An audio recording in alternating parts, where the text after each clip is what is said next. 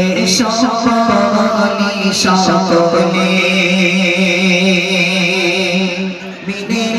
ঈদ মোবারক এই রসমি মোবারক এই ঈদ মোবারক এই সকলে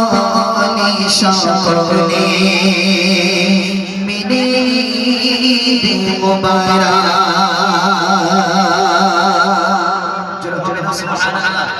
আরেকটু জোরে হবে না সুবহানাল্লাহ।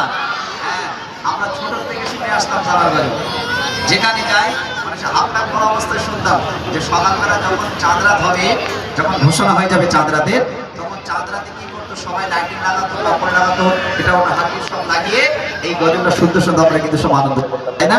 কিন্তু সেই মানুষটা আজকের আলহামদুলিল্লাহ যা বয়স হয়ে গেছে, তিনি কিন্তু আমাদের গজলের জগতে এনেছেন আলহামদুলিল্লাহ। দেখো ছন্দের মাধ্যমে লিখছেন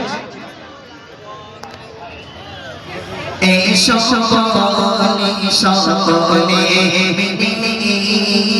মোবারক এই রসমি মোবারক এই ঈদ মোবারক এই সকলে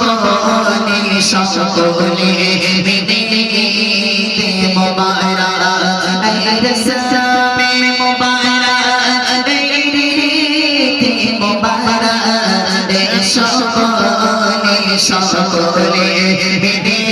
ঈদ মোবারক এই রসমি মোবারক এই ঈদ মোবারক।